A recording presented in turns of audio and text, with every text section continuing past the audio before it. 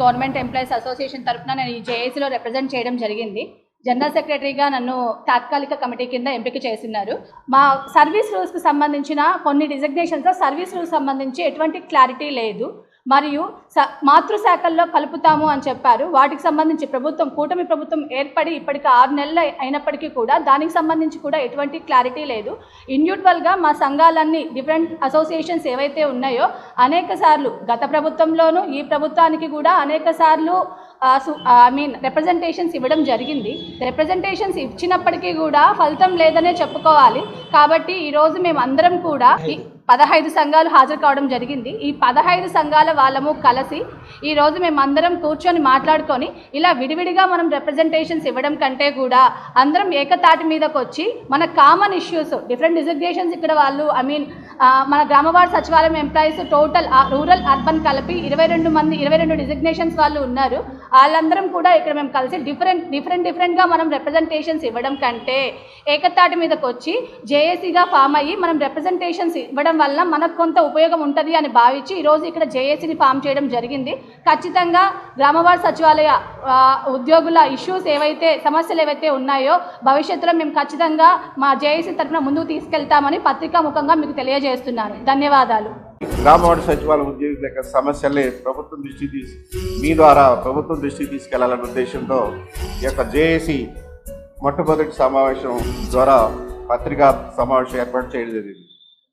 ప్రధానంగా కూటమి ప్రభుత్వం ఏర్పడిన తర్వాత గత 6 నెలల నుండి మరి సచివాలయ వ్యవస్థ ప్రక్షాళన చేస్తామని ఊహాగానాలు అంటే పత్రికల ద్వారా మినిస్టర్ గారు కూడా ప్రక్షాళన చేస్తున్నామన్నారు. ఆ కమిటీ వేసామని చెప్తున్నారు. సో సచివాలయం ఉద్యోగులు ప్రస్తుతం అసలు ప్రక్షాళన జరుగుతుందా జరగదా అది స్పష్టంగా ప్రభుత్వం ప్రకటించాలని ఇమీడియట్గా ప్రక్షాళన చేసి మరి ఉద్యోగుల్ని సర్దుబాటు చేసే విధంగా ముందుకు చొరవ తీసుకోవాలని ప్రభుత్వాన్ని ఈ సందర్భంగా గ్రామవార్డు సచివాలయం జేఏసీ మీ ద్వారా ప్రభుత్వాన్ని కోరుతున్నాం. ప్రొబేషన్ డిక్లరేషన్ అయిపోయి ఇప్పటికి 2 సంవత్సరాలు పూర్తి అవుతుంది. ఈ 2 సంవత్సరాల నుంచి ప్రతి అసోసియేషన్స్ మేము పలు దఫాలుగా ప్రభుత్వం దృష్టికి తీసుకెళ్ళాం. ప్రొబేషన్ పీరియడ్లో పనిచేసినటువంటి ప్రతి ఉద్యోగికి ఉన్నటువంటి హక్కు ఈ నోషనల్ ఇంక్రిమెంట్ గత 2 సంవత్సరాలుగా ప్రభుత్వం దృష్టికి తీసుకెళ్ళా కానీ ప్రభుత్వం ఎటువంటి ఈ నేషనల్ ఇంక్రిమెంట్ గ్రామ సచివాలయ ఉద్యోగులకి ఇంతవరకు కూడా మంజూరు చేయలేదు. కాబట్టి గ్రామవార్డు సచివాలయం జేఏసీ కమిటీ ద్వారా మరి ప్రభుత్వాన్ని గ్రామవార్డు సచివాలయంలో పనిచేస్తున్నటువంటి ఉద్యోగులందరూ కూడా ప్రొవిషన్ పూర్తి చేసిన ప్రతి ఉద్యోగి కూడా 2 సంవత్సరాల 9 నెలలకు సంబంధించి 3 నేషనల్ ఇంక్రిమెంట్ మంజూరు చేయాలని ప్రభుత్వాన్ని మీ ద్వారా కోరుతున్నాం.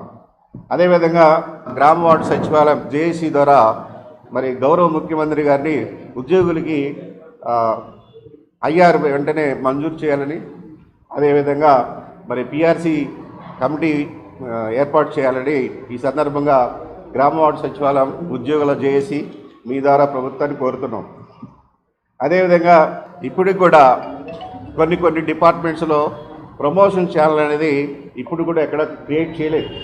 ఉన్నటువంటి డిపార్ట్మెంట్స్లో కూడా ప్రమోషన్స్ సంబంధించి సీనియారిటీ కానీ లేదా ప్రమోషన్స్ కానీ ఇంతవరకు కూడా ఏ డిపార్ట్మెంట్ కూడా కొన్ని 2-3 డిపార్ట్మెంట్లు ఇచ్చినాయి.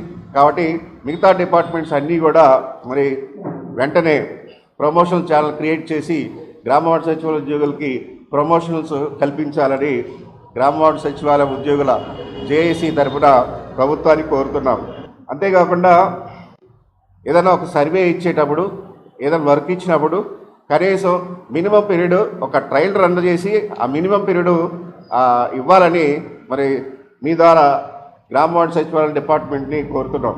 సచివాలయం ఉద్యోగులు అంటే ప్రతి మండలంలో కానీ ప్రతి మున్సిపాలిటీలో కానీ ప్రతి అధికారులు కూడా చిన్నచూపు చేస్తున్నారు. 30,000 తీసుకునే ఉద్యోగిని ఉదయం 7 గంటలు ఇస్తే సాయంత్రం 6:30-8 దాకా కూర్చొని పని చేయండి ఒత్తిడి చేస్తారు. కాబట్టి మాకు వేతనం ఎంత ఉందో అంతవరకు పని కల్పించాలి. అంతేగాని భారం అంతా తీసుకొచ్చి, ఎందుకంటే ప్రతి లైన్ డిపార్ట్మెంట్స్ వర్క్స్ కూడా ఇంటర్మ్ గ్రామవార్డు సచివాలయం ఉద్యోగుల యొక్క ప్రతి ఉద్యోగి కూడా ఒక జాబ్ చార్ట్ ఉంది, మా రోల్ ఉంది, మా జాబ్ చార్ట్ మాకుంది. సందర్భంగా జిల్లా కలెక్టర్లను కూడా మేము కోరుతున్నాం. ఈ గ్రామ వార్డు సచివాలయ జేఏసీ ద్వారా ఒకటి ఏంటంటే, మీరు ఏదన్నా రివ్యూ మీటింగ్ పెట్టినప్పుడు లైన్ డిపార్ట్మెంట్స్ ఏదన్నా అడిగినప్పుడు తగ్గర మీరు ఒక ఎంపీడీఓలో లేదా కమిషనర్స్కి డైరెక్షన్ ఇస్తారు, వింటారు, వాళ్ళు తీసుకొచ్చి సచివాలయ ఉద్యోగులు పెడుతున్నారు. కాబట్టి మా డ్యూటీ కాకుండా సచివాలయ ఉద్యోగుల రోల్ కాకుండా ఉంటే ఆ లైన్ డిపార్ట్మెంట్స్ వాళ్ళకే బాధ్యత ఇవ్వండి. అంతేగాని ప్రతిదీ కూడా సచివాలయ ఉద్యోగులు తీసుకొచ్చేసి ప్రెజర్ పెట్టి మండల ఎంపీడీఓస్ కానీ కమిషనర్స్ కానీ ఉద్యోగుల్ని బాగా మానసికంగా ఒత్తిడి గురి చేయడం జరుగుతుంది. జనరల్ గా సచివాలయం అనేసరికి, సచివాలయ వ్యవస్థ అనేసరికి 2 విభాగాలు ఉన్నాయండి. గ్రామ సచివాలయము, వార్డు సచివాలయము. గ్రామ సచివాలయం వంతు 30వ వంతు, వార్డు సచివాలయం వంతు 15వ వంతు with respect to the population. So general గా సమస్యలు అనేసరికి గ్రామ సచివాలయంలో ఫర్ ఎగ్జాంపుల్ 1,00,000 మంది ఎంప్లాయీస్ వర్క్ చేస్తుంటే వార్డు సచివాలయంలో 35,000 మంది ఎంప్లాయీస్ వర్క్ చేస్తున్నారు. సో మెజారిటీ వైజ్ గా చూసుకుంటే గ్రామం వైజ్ గా ఏదైనా సర్దుబాట్లు అయినా చేసేసి సచివాలయం సమస్య ముగిసింది అని ముగించడానికి ఆస్కారాలు చాలా ఎక్కువ ఉంటాయి. బికాస్ 30వ వంతు చాలా పెద్దది 15వ వంతు కన్నా. కానీ మీరు అబ్జర్వ్ చేసి ఉంటే major issues are lying with the municipal side also.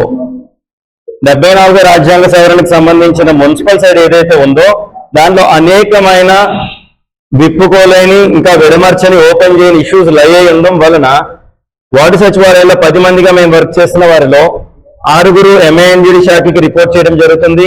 ఈ 6కి కలిపి ఒకే సర్వీస్ రూల్స్ జీవో నెంబర్ 286 రూపంలో 2019లో ఇష్యూ చేయడం జరిగిందండి. సర్వీస్ రూల్స్ అనేవి ఏ విభాగానికి ఆ విభాగానికి విడివిడిగా ఉంటాయి. రూరల్లో కూడా మనం చాలా వైపు ఇంజనీరింగ్ అసిస్టెంట్ వాళ్ళని చూసినప్పుడు ఎవరికి వాళ్ళకే సర్వీస్ రూల్స్ విడిగా ఉన్నాయి. కానీ MANGDలో మున్సిపల్ అడ్మినిస్ట్రేషన్, అర్బన్ డెవలప్మెంట్ లో వచ్చిన సమస్య ఏంటంటే 6 వివిధ రకాల డిపార్ట్మెంట్లకు చెందిన వారికి కలిపి ఒకటే సర్వీస్ రూల్స్ వేసి దాన్ని ఇంప్లిమెంట్ చేయడము. సో జీవో నెంబర్ 286 అనేది చాలా ఇబ్బందికరంగా, న్యాయము జరగనట్టుగా ఉన్న కారణం చేత మేము ఐడెంటిఫై చేసింది ఒక 60 గంటలు తీక్షణంగా స్టడీ చేసిన తర్వాత మా అసోసియేషన్ సైడ్ నుంచి మేము ఐడెంటిఫై చేసింది. సో జీవో నెంబర్ 286 వలన అది మాకు అడ్డంకుగా నిలిచి జాబ్ చాట్స్ మాకు చాలా నిశ్చితంగా డీసెంట్రలైజ్డ్ వర్షన్ లో వార్డ్స్ లో డిస్ట్రిబ్యూట్ అయిన జాబ్ చాట్స్ ఎందుకు ఇంప్లిమెంట్ అవ్వట్లేదు అనే దానికి అవరోధంగా నిలిచింది జీవో నెంబర్ 286 సర్వీస్ రూల్స్ అనేది. మా అండర్స్టాండింగ్ మేము తప్పు కూడా అవ్వచ్చు, మీరు స్టడీ చేసి మీరు కూడా కరెక్ట్ చేయొచ్చు. తర్వాత what we understand GO number 286 gives the service for these municipal employee staff. ఆ సర్వీస్ రూల్స్ ఏం చెప్తుందంటే మీకు సర్వీస్ రూల్స్ ఉండవని చెప్తుంది. GO number 286 service rules issue చేసి తెలుస్తుందంటే మీరు వర్క్ చార్జ్ ఎస్టాబ్లిష్మెంట్ తో కంపేర్ చేస్తున్నారు, మీకు సర్వీస్ రూల్స్ ఉండవని చెప్తాం. How far this is correct అనేది మేము ముందుకు పెట్టదలుచుకుంటున్నానండి. ఈ విధంగా కథ ఉన్నంతసేపు ఇండైరెక్ట్ గా ఈ విధంగా ఎంతమంది అర్థం చేసుకోగలరు ఈ విషయాన్ని? అందుకని నేను ముందుకు వచ్చి ఇది ప్రెజెంట్ చేయగలను. మీకు సర్వీస్ రూల్స్ లేవంటే ఒక మాటతో అయిపోతుంది. సర్వీస్ రూల్స్ జీవో వేసి ఆ స్టడీ చేసి లింకులన్నీ చెక్ చేస్తే అక్కడ సర్వీస్ రూల్స్ ఉండవని చెప్పడానికి ఒక సర్వీస్ రూల్స్ వేయడం అనేది జరిగింది. If I am wrong or if my team is wrong, somebody can correct it in a later stage also. So ఈ ఇబ్బందులు ఉండడం వల్ల మేము జాబ్ చార్ట్ అనే యాక్టివిటీస్ ఇంప్లిమెంట్ చేయలేకపోతున్నామండి. మేము కేవలం డైరెక్ట్ గా మీకు చెప్తున్నాము, సర్వేస్ కి ఏమైనా క్యాంపెయినింగ్ చేయడానికి మేము ఉపయోగించబడుతున్నాము. But we are graduates. ఇక్కడ కూర్చుని ఏ ఒక్కళ్ళు కూడా గ్రాడ్యుయేషన్ తక్కువ లేని వాళ్ళు కాదు. ఎఫెక్టివ్ గా పరిగెట్టిస్తే I'm telling you today public service is also being affected. ఇంతమంది గ్రాడ్యుయేట్స్ ని పబ్లిక్ కి షైనింగ్ ఇచ్చే పబ్లిక్ సర్వీస్ ఏదో డీసెంట్రలైజ్ తో వాడకుండా సర్వేలకు వాడడం అనేది ఎంతవరకు కరెక్ట్ మీరు కూడా చెప్పండి.